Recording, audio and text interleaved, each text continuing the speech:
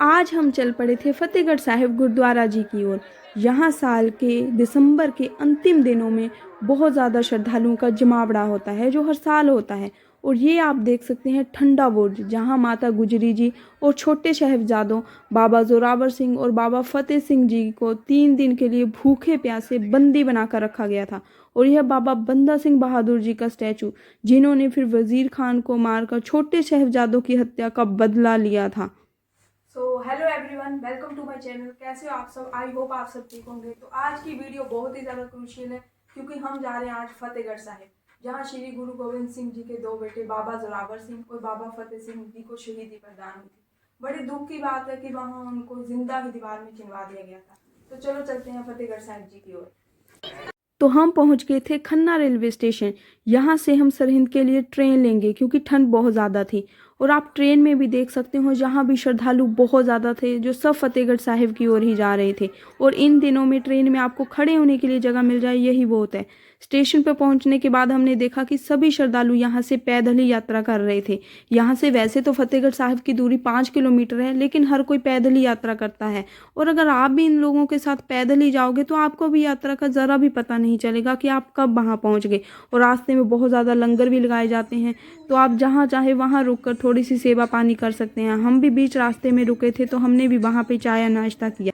यहाँ आप देख सकते हैं कि सिख कम्युनिटी के द्वारा जगह जगह लंगर लगाए जाते हैं। और यहाँ पर मेडिकल कैंप भी लगाए जाते हैं, ताकि यात्री कोई अगर बीमार हो जाए तो उसको किसी तरह की कोई प्रॉब्लम ना हो।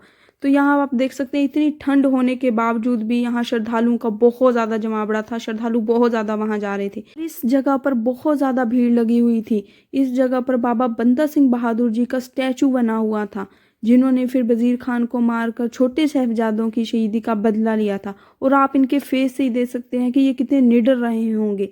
आप देख सकते हैं हर कोई इनकी पिक क्लिक कर रहा था और इनके साथ फोटो खिंचवा रहा था।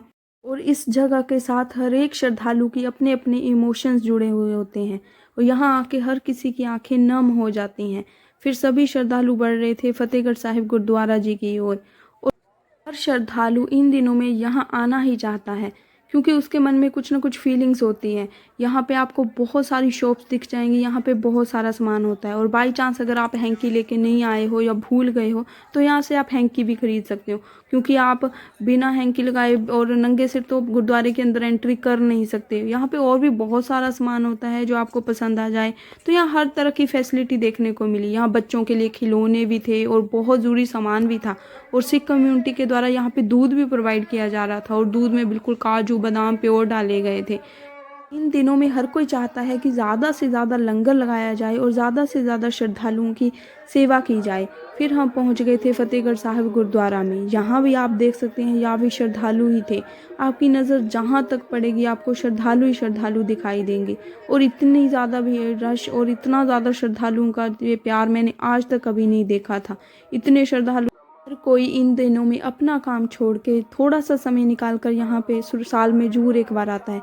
आप देख सकते हैं कि गुरुद्वारे के बाहर भी इतने श्रद्धालु थे और गुरुद्वारे के अंदर भी इतने ज़्यादा श्रद्धालु थे। फिर हमने यहाँ माथा टेकने के बाद हम चल पड़े थे ठंडे बुर्ज की तरफ। इसका नाम ठंडा बुर्ज इसलिए रखा गया था क्योंकि ये किले का सबसे ऊपरी स्थान था और यहाँ पर ठंडी हवाएं चला करती थी। और यहाँ पर छोटे शहजादों को इसलिए रखा गया था ताकि उनको बहुत ज़्यादा पीड़ा दी जाए। फिर हम पहुंच गए थे इस सरोवर में। ये बहुत पवित्र सरोवर था और इसका पानी बहुत ठंडा था, लेकिन माना जाता है यहाँ स्नान करना बहुत पवित्र होता है। फिर हम माता गुजरी जी के कॉलेज में पहुंच गए थे। यहाँ पर बहुत धूप खिल गई थी, तो हम थोड़ी देर यहाँ पर ही बैठे थे और यहाँ पर बैठकर थोड़ी रेस्ट की।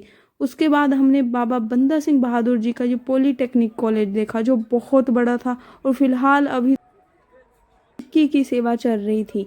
आप गिन नहीं पाओगे यहाँ कितने लंगर लगे होते हैं। आप 20 कदम चलोगे तो आपको एक नया लंगर दिख जाएगा, और हर लंगर का खाना बहुत ज़्यादा स्वादिष्ट होता है। फिर हम भी एक जगह रुके तो हमने भी वहाँ पे लंगर खाया। आपको हर लंगर में दाल, मटर पनीर, रोटी, चावल और खीर वगैरह मिल जाएगी। और ये लंगर इतना स्वादिष्ट होता है और ये इतने प्यार से परोसते हैं कि इसका स्वादिष्टपन थोड़ा और बढ़ जाता है। और फिर हम लंगर खाने के बाद चल पड़े थे आम खास बाग की ओर, क्योंकि समय बहुत ज़्यादा हो गया था। हम सुबह के आए थे और दोपहर से शाम हो चुकी थी और हमें पता ही नहीं चला कि कब इतना समय हो गया।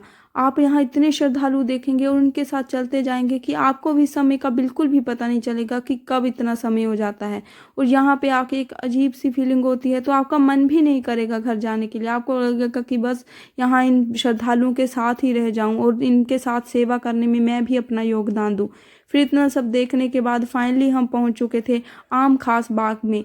ये मुगलों के द्वारा बनाया गया बहुत पुराना बाग था और आप देख सकते हैं ये कितना लग्जरी रहा होगा उस टाइम में। यहाँ पे बहुत सारी फैसिलिटी थी। यहाँ पे जो भी मुगल शासक होते थे वो यहाँ आके थोड़ा टाइम स्पेंड करते और शाहजहां ने तो यहाँ पे आके 5 दिन बिताए थे। जहाँ पर आप देख सकते हैं कि एक फुवारा भी था। फिलहाल अभी तो ये बंद हो चुका है, लेकिन कभी उस टाइम में ये यहाँ की रौनक हुआ करता था। और यहाँ की आप बिल्डिंग्स भी देख सकते हैं, ये बहुत काफ़ी अभी पुरानी हो चुकी हैं और इनको थोड़ी रिपेयर की भी ज़रूरत है। लेकिन यहाँ पे पहले बहुत ज़्यादा पेड़ हुआ करते थे और पर अब टाइम टाइम के साथ पेड़ कम हो गए। फिर ये स्क्रीन पर दिखाई जा रही थी 4 शहजादों की मूवी, जिसको बहुत लोग खड़े होकर देख रहे थे और हमने भी खड़े होकर थोड़ी सी मूवी ये देखी। फिर हम घर की ओर वापस आ गए थे। तो मिलेंगे नेक्स्ट वीडियो में, तब तक के लिए आप सभी को सत श्री अकाल।